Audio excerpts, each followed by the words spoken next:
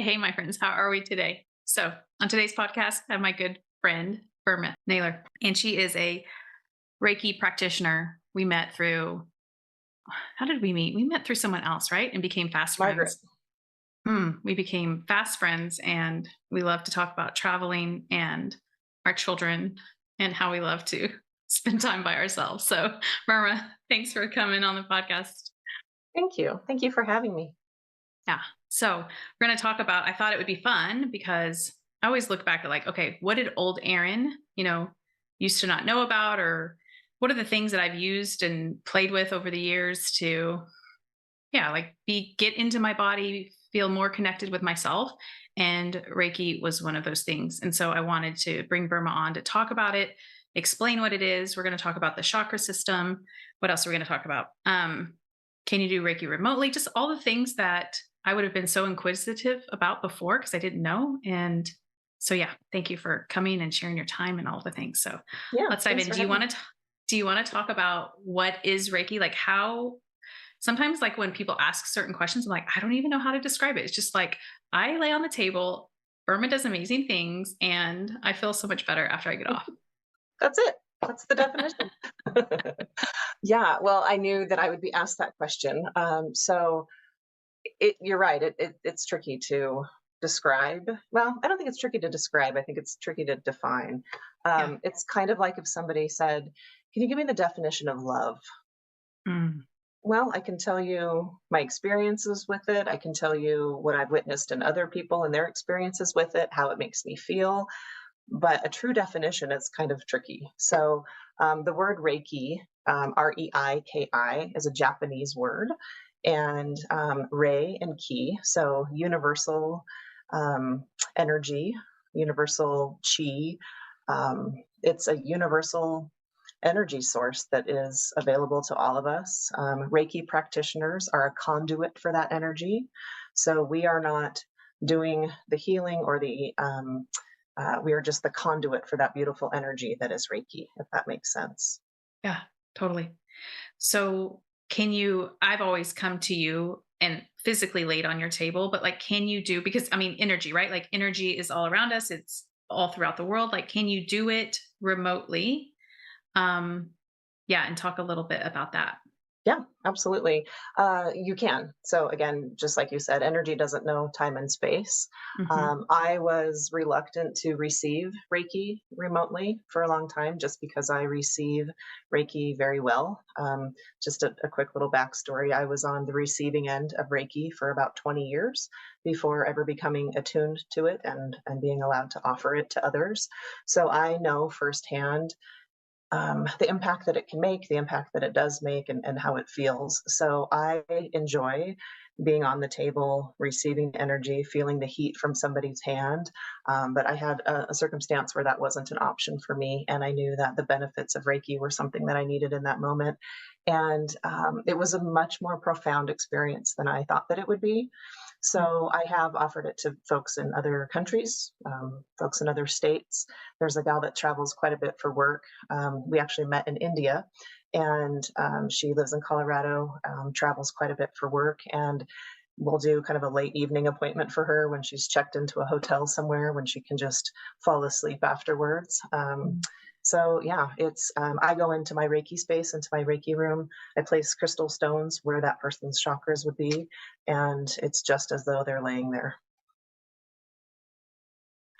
Let's talk about the chakra system. Will you explain? Because that is something that I've like had to learn over the years. And like, I think old Aaron was like, what? And now Aaron now is like, tell me all the things like how, on the podcast, we talk about human design, and part of human design has, um, the modality, I guess, or of the chakra system. So do you want to dive in and it just explain like the different chakras and the energy of that and just, yeah, break that down a little bit for us? Sure. And I'll preface, anything that I share is my perspective, right? There's Yes. thousands of different, hundreds of thousands of different books and different views on all of this. So I want to be respectful and mindful of anybody's take on this, but this is my experience and just kind of my perception and perspective of things. Yeah. So chakras, to me, are Openings in your subtle body. Your subtle body, SUBTLE, Okay. is your energy body. So you have this physical body, and we know when things are out of alignment there, right? The older Erin gets, the more she knows when, you get out of bed and you're like, oh my gosh, something's just not right in my physical body. And in our energy body or our subtle body, it can be just that, a bit more subtle, when we just feel like something is off, something's not right. A lot of people use the word stuck. I try and reframe the word stuck. Stuck to me means that there's something wrong that needs to be fixed, when really, I think we just need to optimize the flow of energy or the flow of chi through our body. So, uh, chakras are openings in that subtle body, that energy body, that allows energy from the environment to flow through to our physical body. With that energy comes um, environment energy comes energy through physical traumas, physical experiences, emotional traumas, emotional experiences. You think about going out in the world, even just going to the grocery store, how many people you interact with, right? On the road, in the grocery store, in the checkout line, coming home. And everybody, we're energetic beings. So we're all walking around sharing energy, being connected. So at the end of the day, we can feel a little heavy, right? We can feel like, gosh, something's just not right. And we pick up energy that doesn't belong to us. And that comes in through our chakras. So again, going back to that word stuck that a lot of people use, I like that optimal energy flow. So sometimes you can have more energy flowing in a part of your body, which means less energy is going to be flowing in another part of your body. So one of the benefits of receiving Reiki is that Reiki energy comes in and aligns or calibrates. I like the word calibrates those chakras. There's nothing wrong with it. It's like your brakes in your car, right? You don't Mhm. necessarily need new brakes.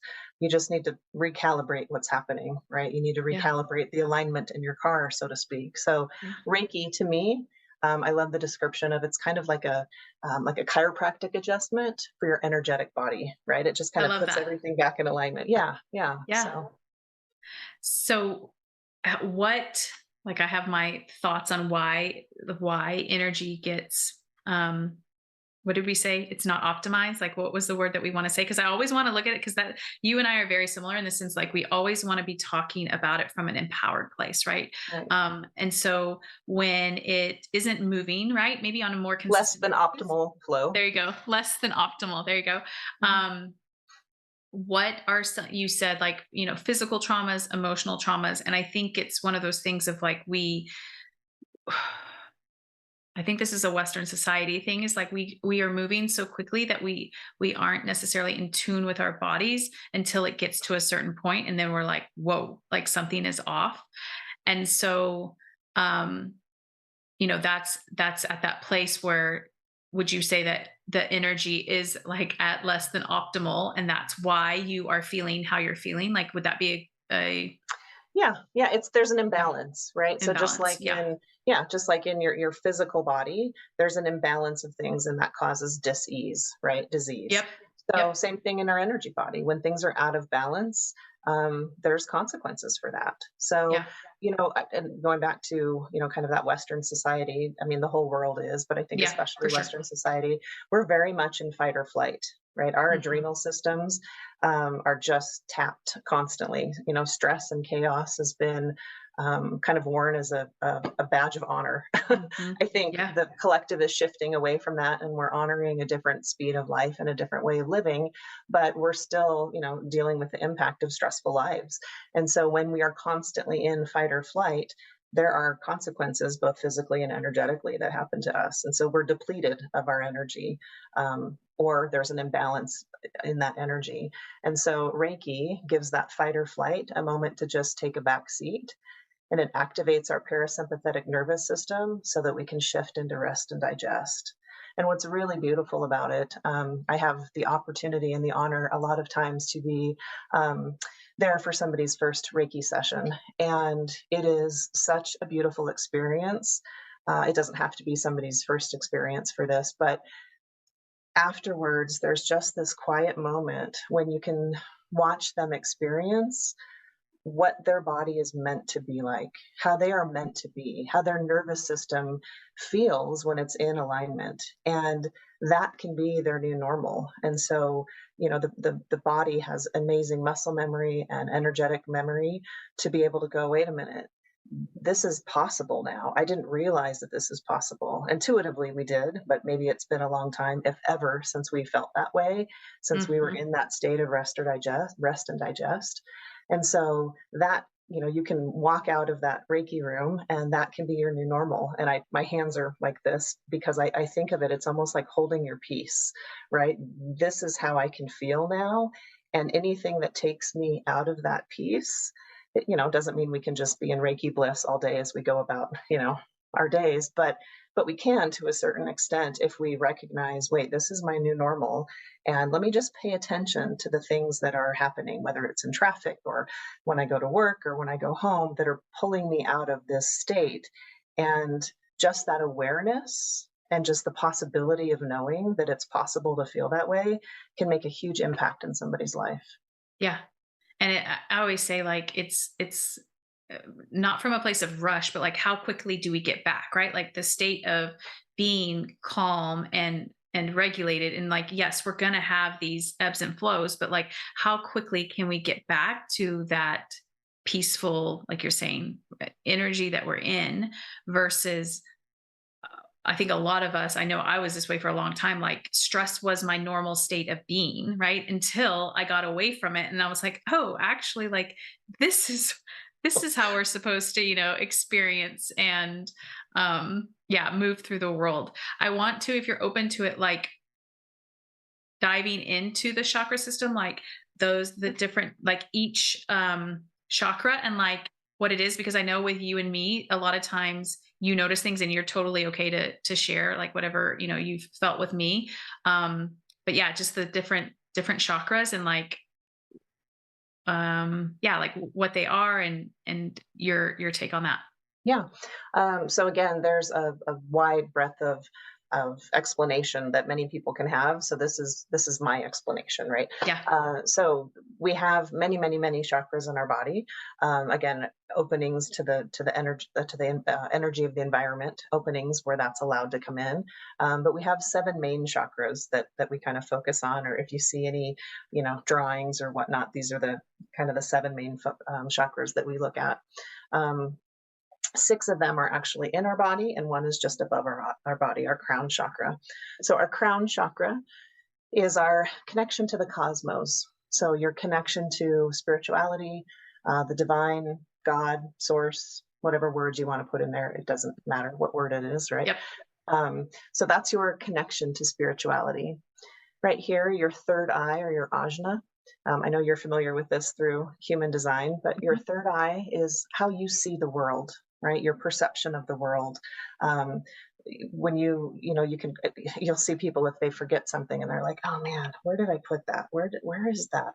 Right? That's you coming back into that space. Where was I when I lost my keys? Where was I when I set my phone down? So that's how you see the world, how you see your perception of the world. Your throat chakra, that's going to be where you speak your truth, where Or you not. or not. Yes, yes. If it's less than optimal, that might be the case. So yeah, speaking your truth, knowing your truth, but also knowing when to hold your tongue, right? So I Mm. think a lot of times, especially a lot of women will come in and they may not speak up. They may not, they, for whatever reason, their life has led them to not feeling comfortable or not feeling empowered to be able to speak up for themselves. And the opposite of that is true, where sometimes it's best not to speak up in that moment, right? If it's not coming from a loving space. So going back to that explanation of optimal energy, I use the example of like watering the garden, right? So you can take the hose out to the garden, water the tomatoes, and have just a little dribble of water coming out, and it'll get the job done, but it's not the ideal way to do it, right? It's not the most optimal way to water the garden. The Yeah. opposite is true, where you can turn the hose on full bore, come out and soak the tomatoes, and we all know what's going to happen there. So that analogy, I think, is applicable with our throat energy, our throat chakra. Our heart space, that's going to be how we receive love, how we give love. And I think what has really been overlooked for a long, long time is self-love, Mm. self-compassion. our love Yes. for ourselves, Yeah. right? And then just below that area is going to be your solar plexus. That's going to be kind of just below the bra line. That's going to be how you see yourself in the world. So here is how you view the world. And your solar plexus is how you see yourself walking through this world in this lifetime. It's going to be where our self-image, our self-esteem comes from. And then just a few inches below your belly button, that's going to be your sacral chakra. That's your creative center, your sexual center, your survival center, your will. Um, this is an interesting area again for women. We have a lot of times where our creative energy and our sexual energy can kind of become, especially if we're moms, that area when it's been in our, that energy's been given to our womb space, and Mm. that energy will shift from creativity maybe into motherhood. And so sometimes, as our children get older, as they grow and we're figuring out, wait, they don't depend on us the way that they needed, the Mhm. way they once did. And it usually happens at the age of like 11, 12, 13. That mother energy, I think it's really beautiful when that can be recalibrated into creative energy or sexual energy so that we can kind of reclaim that energy back. And then just below the pelvic area is going to be your root chakra. That's your connection to the earth.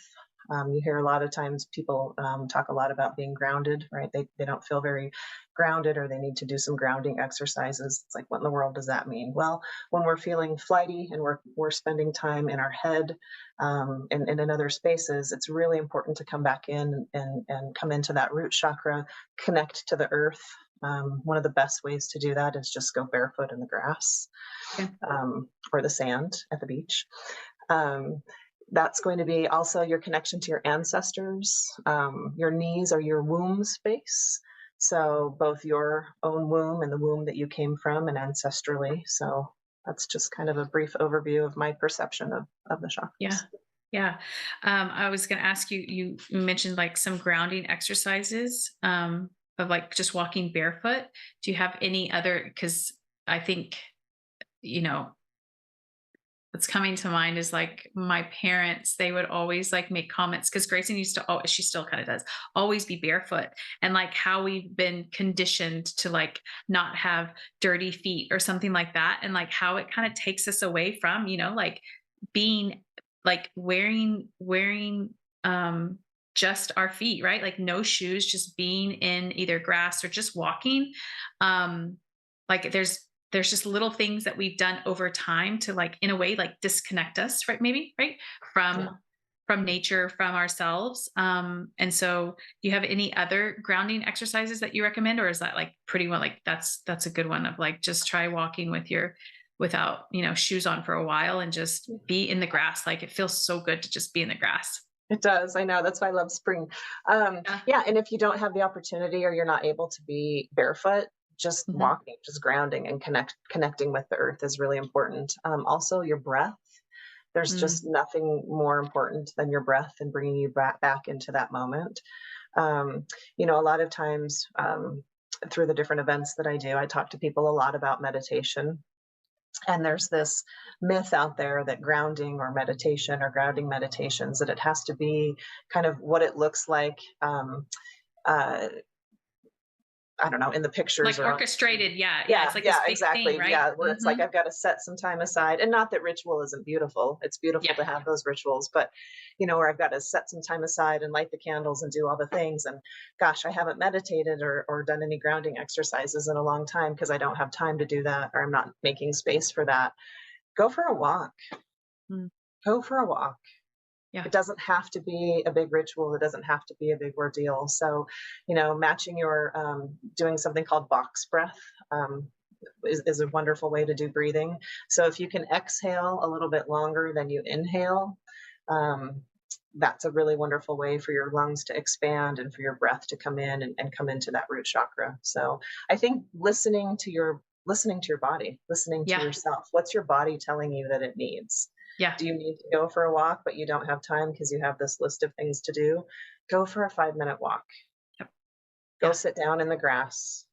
just listen. We all have this incredible ability to listen to our intuition. And Yeah. a lot of times we feel like we don't. Somebody else has that power or somebody else has that gift. And we all have that power and we all have that gift. So if we tune in and just listen, and it really can be it is as simple as saying, what do I need right now? And whatever comes to your mind is the answer. It's Yeah. that simple. Yeah. I think we try to complicate it, right? Like exactly what you're saying. Like the self-development world is like, it's got to be all these things. And it's like, sometimes it just, it, I don't want to say it prevents us, but we allow that to prevent us from just doing the thing, right? Like, okay, it doesn't have to, meditation doesn't have to be 20 minutes. It doesn't have to be an hour. It can be literally like you're saying, like, am I breathing from like up here, or am I breathing from, from my down below in my belly, like Am I how, even breathing at all? yeah. Okay. That's a good one I mean, too. really, Yeah. you would be surprised. I mean, even as you were saying that, I was paying attention to my breath, and I was like, "Oh, I think I've been holding my breath other than some really shallow breathing as I'm talking about it." So, with all of this, it's really just the awareness of Yeah. is such a huge step. It's Yeah. such a huge step. Just being aware of, wait a minute, I've noticed something is out of alignment with me. I don't feel right. What Yeah. is it? What can I Yeah. do that can help? And Reiki has been just a huge blessing in my life on the receiving end and most certainly on the offering side. Yeah. Just actually, I mentioned this when we talked on the phone the other day, but um, gosh, what day was it? Friday or Saturday? It was Saturday. I felt like I had a bunch of caffeine and I didn't. I just felt kind of wiry and Mhm. the opposite of grounded Yeah. and jittery, and just kind of felt like everything was spiraling. And I now know that that's my body's way of giving me some signs and giving me some messages. And for me, the way to resolve that is to receive a Reiki session. So I reached out to a friend that is also a Reiki practitioner, and thankfully she was able to get me in that same day. And I left like, oh, that's what I needed. And Mm. so many times we want to figure out what it is that's causing it. What is Yeah. this? What's going on? Which there's absolute value in all of that. There really is. But what's at the root of this? What's happening? But sometimes you don't have to do that. Or in addition to that, just being open to receive the energy of Reiki and the beautiful power of Reiki. One of the powers of Reiki is that it helps you let go of what no longer serves to make room for what's waiting to come in. So you don't have to know what it is that's happening in your energy body or your physical body that doesn't serve any longer. And you notice I didn't say that it's bad or that it's negative, because it's not necessarily. It just doesn't serve anymore. And so your only job when receiving Reiki is to just being open to receive. And Reiki, that energy that is Reiki, goes to the places and the spaces that it needs to help remove what no longer serves. And then it makes room for all of the goodness that's on the peripheral of that energy body that's been waiting to come in, but there hasn't been room for it. So that's exactly what happened to me on Saturday when I received my session. And I'm glad that I am making it a bigger part of my Yeah. self-care regimen, instead of going like, oh my gosh, what can I do? And I'm having these conversations with people that come to me, and then finally realizing, why don't I practice what I preach and do more of that? I'm so glad you said that, because I think a lot of times, like, we do want to search for that. And like that keeps us in our, what I call, I mean, I know our head is part of our body. And also like it keeps us in our head versus just like getting into the body, right? Like checking in with your breath, or just like allowing whatever it is to like, it was probably a year ago. And I was like, I couldn't figure out the sensation that I was feeling. And I was like, like in my brain, I was searching for it. I'm like, what is this feeling? And I'm like, wait, we're we're totally bypassing, like, just feel whatever you are feeling in this moment, right? And then it just passed. And so I think sometimes we want to like figure out what it is, like you said, and it has value. And also like we don't always have to be figuring it out. We can just like, okay, allow it, and like allow it to pass through and feel what needs to be felt, and just be present. Like, because really what you're saying, right, is like being present, right, with where we are in this moment. um I want to talk a little bit about, because I don't know, because for some of you that might be listening or watching, like when Burma does, would you say like you do Reiki on me, or how, like what is the actual terminology that you? I'm like, what do I? I feel like I think Burma just works there with again, I magic. think everybody has a different terminology. Yeah. If I ask somebody if they've received Reiki before, that's what I Okay. say. Have you Okay. received Reiki? So I Yeah. invite Reiki in because Yeah. again, I'm a conduit for that energy. Yeah. So yes, I would say, when your Reiki session Receive. starts. Yeah. Yeah. And one of the things, and I love that you use the description like love, because it's like whenever I leave and I come back, my family's always like, well, and I'm just like this, like, it's like you can't even describe it. It's just like go have a session and see what it feels like, because it's just this like there are things I think you might notice because and I think we all have, like you said, we all have the intuitiveness, we all have that, but like there are things that when you have um Been just attuned to? thank you. I'm like, what is the word I want to use? Yeah, been attuned to that you notice, or my body might do things and then you pick up on that. And I think it's just like such a, um, yeah, it's just an amazing experience. It's like, I can't describe it. It's just like you go in and then it's like you feel so calm and refreshed afterwards. And it's like, yeah, maybe there doesn't need to be any language for it. It's just like that like, feeling of, um, yeah, like you said, like the recalibration, the like groundedness. And I'm curious for, do you see people that, because I think another thing too, a lot of us deny what our bodies are telling us, right? Like we pain shows up, like you said this briefly, but like dis-ease in our bodies, right, is because that energy isn't at its most optimal level. And so do you see people that come to you that either are having pain in certain areas and that's because that energy is kind of staying there versus moving, or yeah, things of that sort? Absolutely. I don't pay a whole lot of attention, quite honestly, as to what it is that's happening, Yeah. because the more clear of a channel that I am, the more strongly that Reiki energy can come through. That being said, yes, there are. So I'm also a medical Reiki master, which I would love to promote, and broaden awareness about medical Reiki, which means those that are certified in medical Reiki have credentials to be able to go into medical settings, clinical settings, which is really wonderful. And I've had the honor of being able to do that, as many others have as well.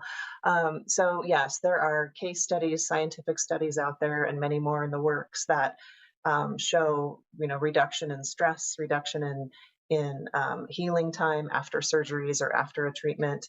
So it can be something as big as a surgery, or as what can seem as small as anxiety with somebody going to a dentist appointment, or going in and getting maybe some test results or something of that nature. So yes, I have certainly heard people come back that have said, man, my shoulder has been hurting me for a really long time, and it just feels better.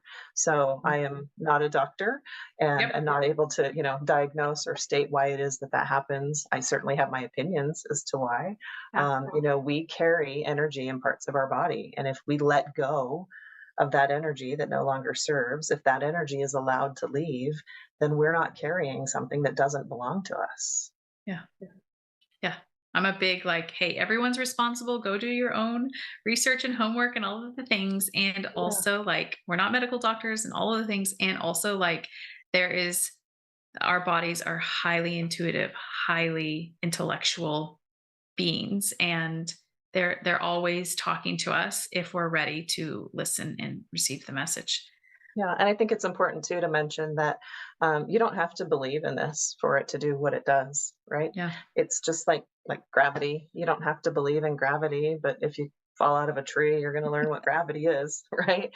So it's not in alignment or against any spiritual belief or religion. There's no Mm. religious dogma or anything of that nature. So it is not in conflict with anything. It is universal energy. It is universal love. So I think that's a really important message to share with Mm. folks. That is too, yeah. Is there any difference that you do from a medical Reiki standpoint to like when I come and I see you, or is it just like what someone comes for? And maybe like, is that I didn't even think There about are asking you different, about the yeah, there are medical Reiki different part. attunements Okay. that we receive in Okay. addition to medical training. or medical Reiki training. So yes, Yeah. there are additional attunements, different attunements, and then there's also some um, hmm, helpers in the energetic world that are invited in through the trainings. So yes, and also you wouldn't have to go to somebody, if you were able to, if you were looking to have a medical procedure of some sort, Mhm. you don't have to go to somebody that has that medical credential in order to receive the benefits of Reiki. Reiki will help. Okay. I think the biggest difference and the biggest thing to note is that it gives us some of the medical training that Okay. allows us to go into those credentials that allow us to go in to that Western medicine world. So it's Okay. less about the Reiki energy as it is about the credentials, knowing that we've had some training to be able to go in and understand our role in a medical procedure. Okay. So if someone is like having pain or something like that, they can just go see someone that does Reiki. It doesn't have to be a Absolutely. medical because energy is energy is energy, right? Yep. Yeah. Yep. Okay. Absolutely. Yeah. Okay. Anything else that you want to add that maybe I didn't get a chance to ask or think about or know Um, about to ask? I'm sure when we hang up, I'm going to be like, oh man, I wish I would have said this. So, as I mentioned the other day when we were talking, I just try and be mindful of not to say too much because I wouldn't Yeah. want to say something or use words that might alienate somebody that might have an interest in coming and receiving Reiki. So, if anybody is listening or watching that is curious, um, just go try it. It's fantastic. It doesn't have to. It's just wonderful. It Like a big helps. warm hug. It is a Okay. big warm I don't know hug, what else to and say. yeah, I wanna make sure that everybody knows. So, yes, you were on a massage table, but it is clothes on, Oh yeah. um, Okay. except for Erin, sometimes, it is clothes on. You can have your eyes open or closed. Everybody that you go to is gonna have a, kind of a different process or, your experience is gonna be a little bit different, just like if you go to anybody else, right? Their waiting room or their space might be a little bit different, but, Yeah. um, I think too, and I've had people do this before where they were new to Reiki, or even maybe those that were experienced with receiving Reiki before. We met first. You are Mm. sharing space energetically, and it's important Mhm. that you feel in alignment with that person, that you feel safe. Yep. So, I encourage somebody to, reach out to whoever you might be thinking of or Googling to have a session with and have a conversation with them, whether it's on the phone or come meet in person. You feeling safe is the most important thing so that rest and digest can be activated. Yeah.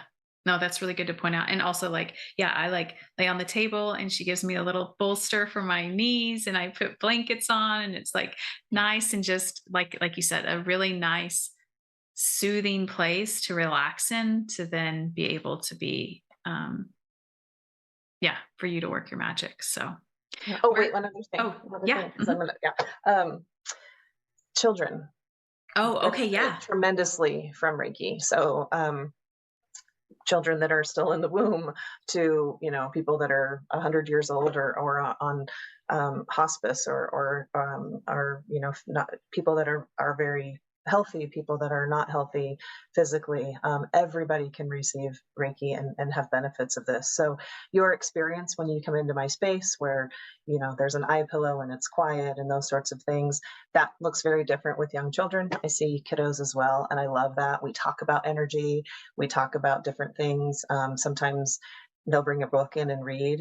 Reiki doesn't care, right? My Yeah. kids can receive Reiki when they're watching TV. It doesn't have to be any set ambiance or ritual that's happening.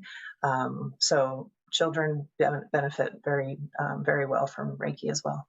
Oh, thank you for saying that. Yeah. Yeah. Yeah. Energy doesn't, like you said, doesn't know time, space, boundaries, anything. It's all, we are all just energy, right? So, Yeah. where can people find you, Burma? And if they want to do a remote session, where can they, Yep. how does So that I work? am located in Boise, Idaho, but you can come to my website or give me a call. My website is wanderlustmalasandreiki.com. Look me up on Instagram, Facebook. Um, let's see, I'm not a TikToker or a Twitterer, but or my website. And I would love to answer any questions that anybody has. I can also, if you are looking to have an in-person session in your area, I can find out where you live and do a little due diligence on my side, have conversations either with you and that other person or on behalf for you and just see if we can find a good fit. Perfect. Okay. I'll put everything in the show notes. So thanks again, Burma, for sharing your Thanks. time and your Thanks so much knowledge. for I having me. appreciate I it. appreciate you. Okay. Have a great Of day. course.